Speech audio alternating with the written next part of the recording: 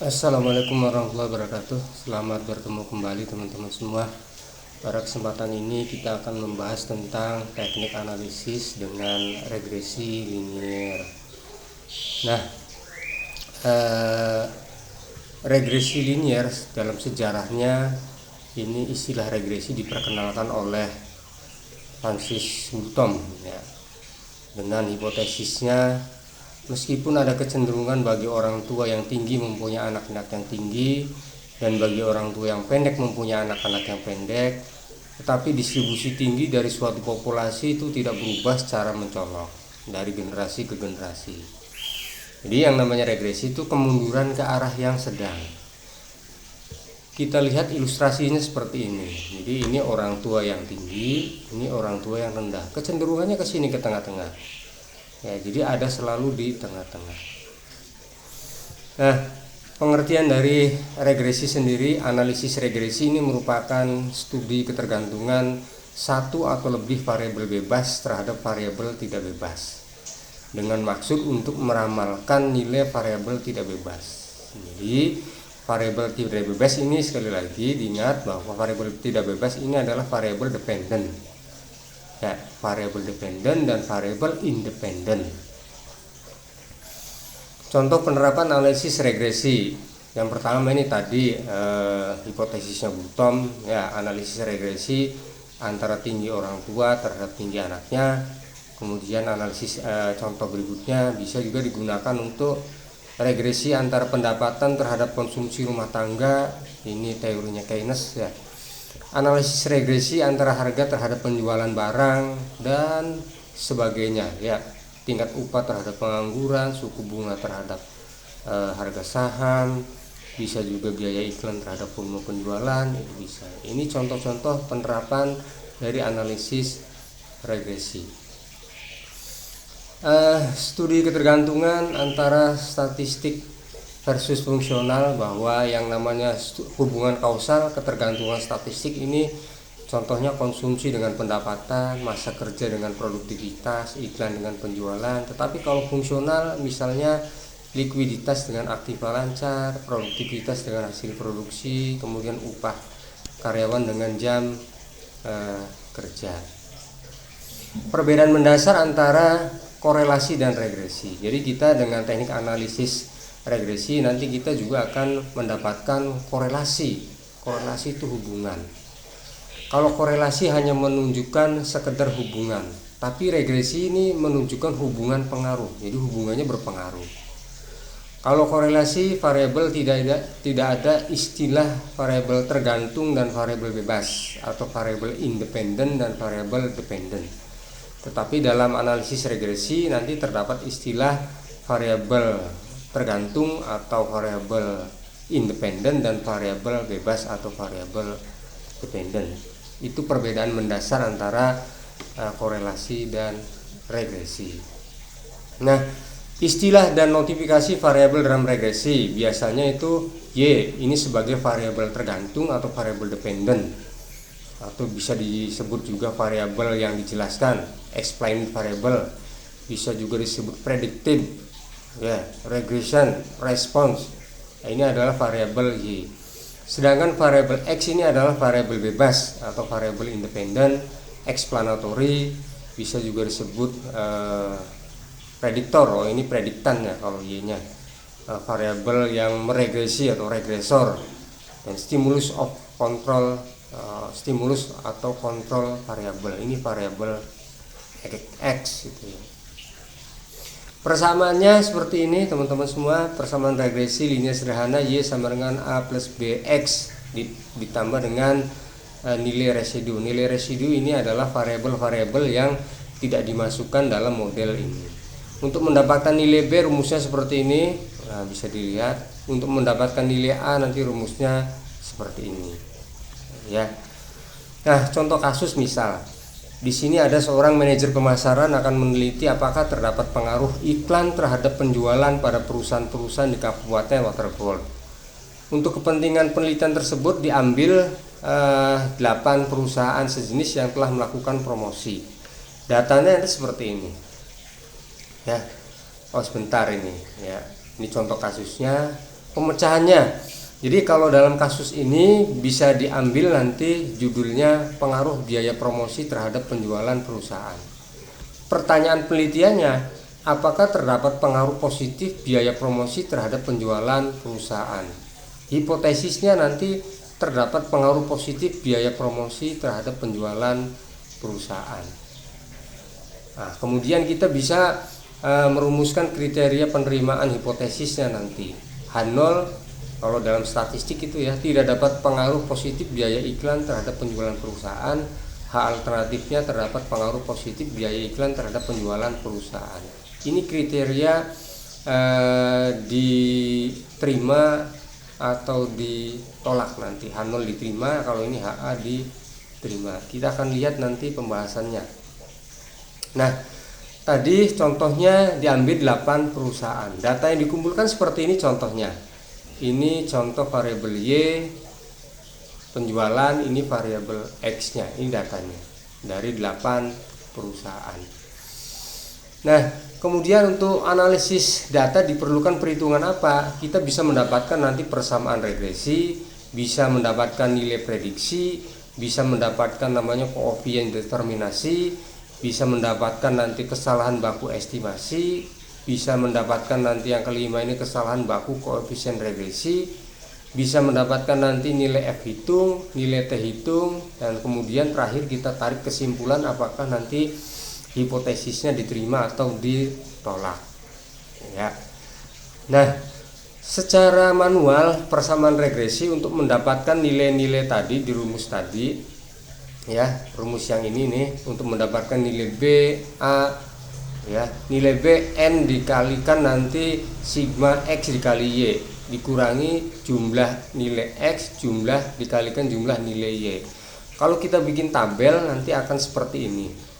Nah, ya, ini data X, ini data Y, ini data X, ini X kali Y. 64 dikali 20 nanti 1280, X kuadratnya dikuadratkan ini 400, Y kuadrat 64 dikuadratkan ini 4096. Begitu juga yang di bawahnya nanti, ya.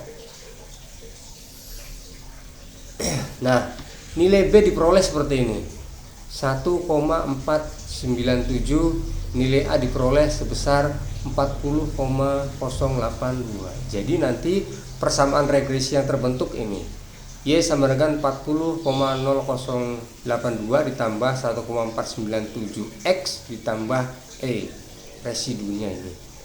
Itu persamaan regresi yang terbentuk dari hasil secara manual ini, ya. Nilai prediksi, kalau nilai prediksi nanti kita bisa memprediksi atau bisa meramalkan berapa besarnya penjualan jika promosi sebesar 20. Ingat, promosi ini adalah variabel X. Tinggal kita substitusikan saja ke sini 20-nya, ya.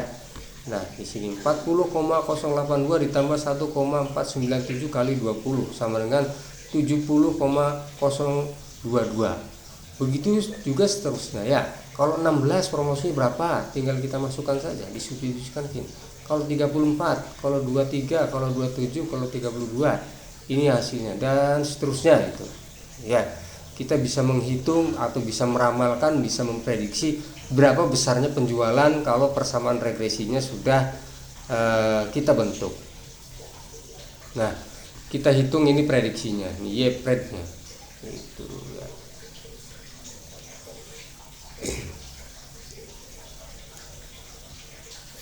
Nah, kita hitung sekarang koefisien determinasi. Koefisien determinasi sekali lagi dirumuskan sebagai R kuadrat sama dengan 1 dikurangi, nah ini penjualan dikurangi prediksinya dikuadratkan. Ya, makanya kita hitung ini. Y dikurangi Y prediksi dikuadratkan berapa?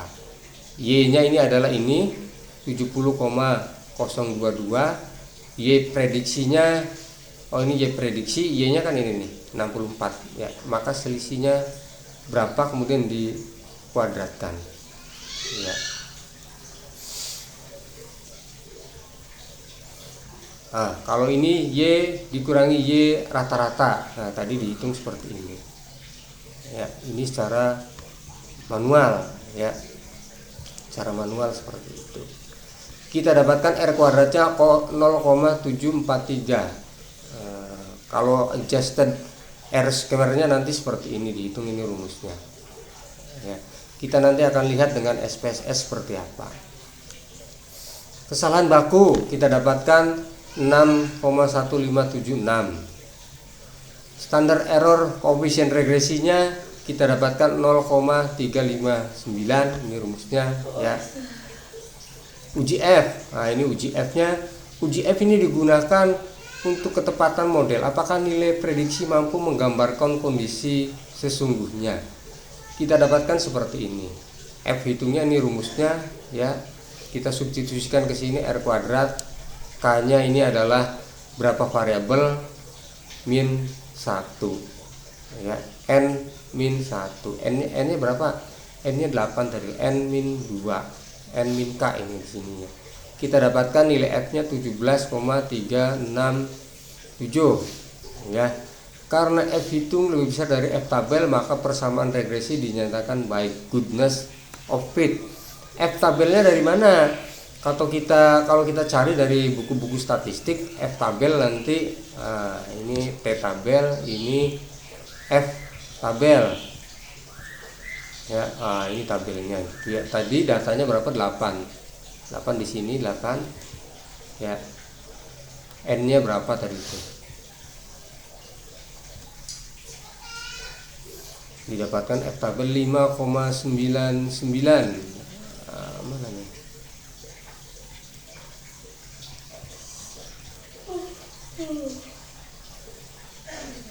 Delapan min 2 6 berarti ya. 5,99. Ya ini N-nya kan 1 nih, N-nya 1. Ini kita dapatkan ya. Baik, dilanjut. Kemudian uji T-nya. Uji T untuk mengetahui pengaruh variabel bebas terhadap variabel tergantung ya. Ini rumusnya. T hitung didapatkan 1,497, koefisien B-nya ya, dibagi dengan standar kesalahan B-nya ini 0,359. Dari mana 0,39 tadi ini ya.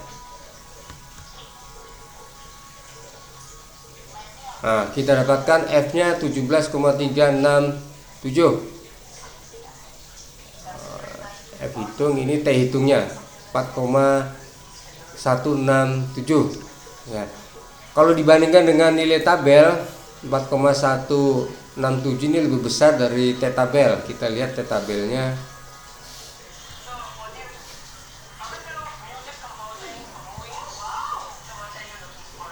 Ini T tabelnya.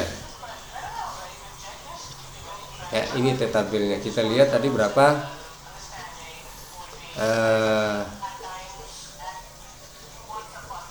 T tabelnya 1,943. Ini ya 0,5. Biasanya di set nanti kalau tidak disebutkan tingkat signifikansinya berapa, itu tingkat signifikansinya diakui 0,05. Ini berarti ini ya. Oke. Jadi kesimpulannya, terdapat pengaruh positif biaya periklanan terhadap volume penjualan. Ya, ini implikasinya. Ini perhitungan secara manual. Bagaimana kalau dengan SPSS? Nah, kita praktekkan coba. Hasilnya akan sama tidak? Kita buka SPSS-nya.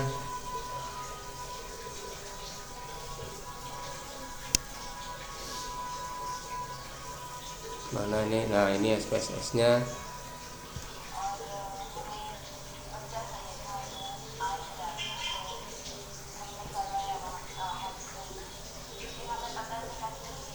Nah, sebentar kita buka.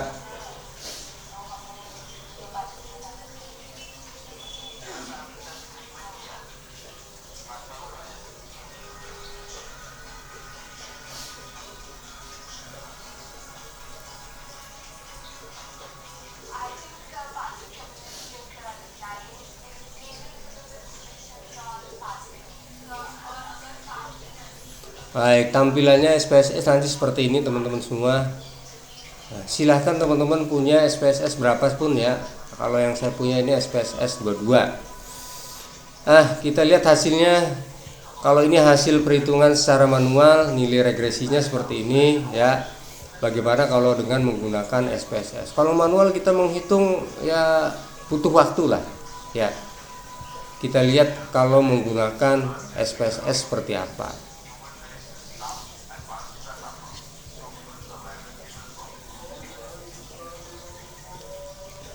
Ini nilai Y, kita masukkan 64, 61, 84, 70, 88, 92, 72, kemudian 77 ya. Kita ganti dulu ini variabel Y. Nah, sini gantinya nih caranya ya. Kita lihat data view-nya lagi. Nah, ini sudah berubah. Nilai X kita input 20, 16, 34, 23, 27. Ini biaya promosinya 32, 18 dan 22. Nah, kita klik variable view-nya, kita ganti di sini X. Nah, seperti itu ya. Kita lihat lagi data view-nya sudah rubah.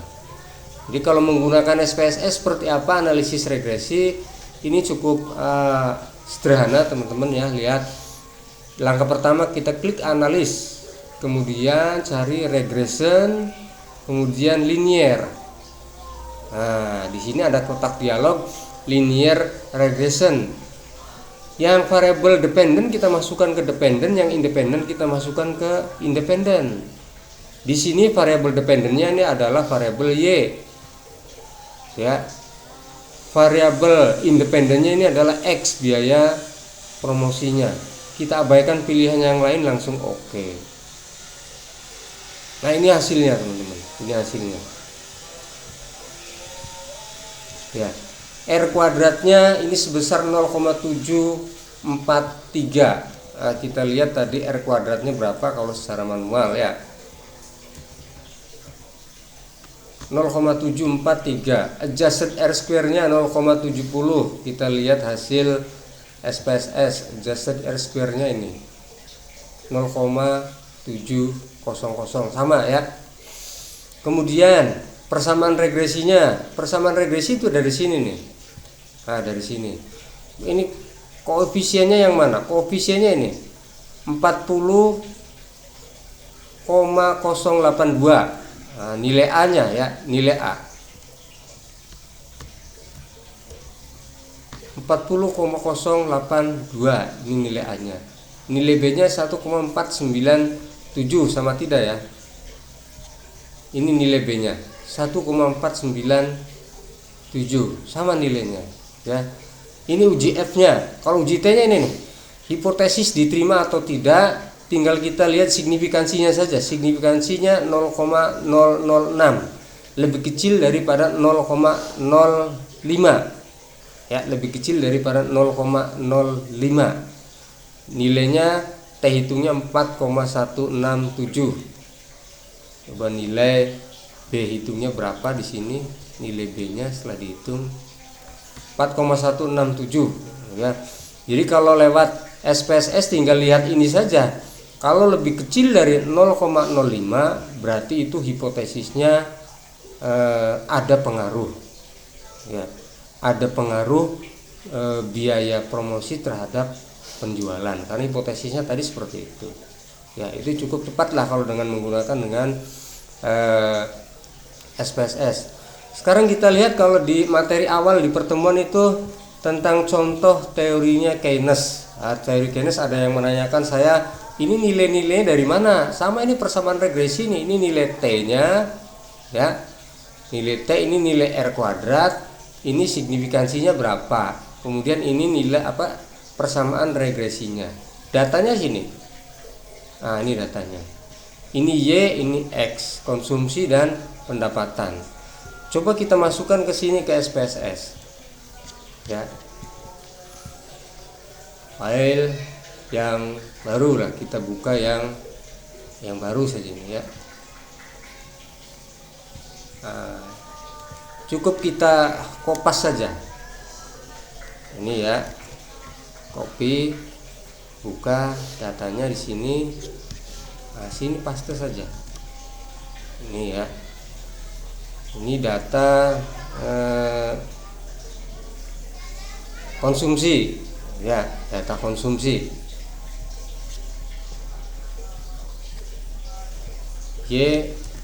kita di sini kasih labelnya konsumsi.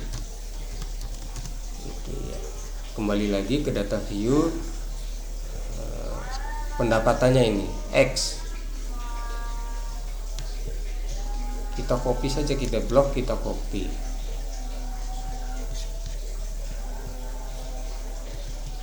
Nah, ini X-nya ganti. Ini X konsumsi dan pendapatan.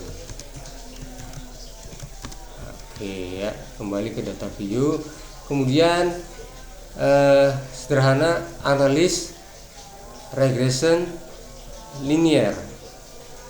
Nah, ya ini variable dependent, y-nya kita masukkan ke dependent, independennya kita masukkan ke independent. Abaikan pilihan yang lainnya. Oke. Nah, ini hasilnya. R kuadratnya, R square-nya 0,978 ini ya. Kita lihat R kuadratnya 0,978 sama ya. T hitungnya berapa? Ini 22,150. T hitungnya kita lihat. Nah, ini 22,150. Signifikansinya 0,0. Jadi memang benar gitu ya. Hipotesisnya dari Keynes bahwa seperti ini ya.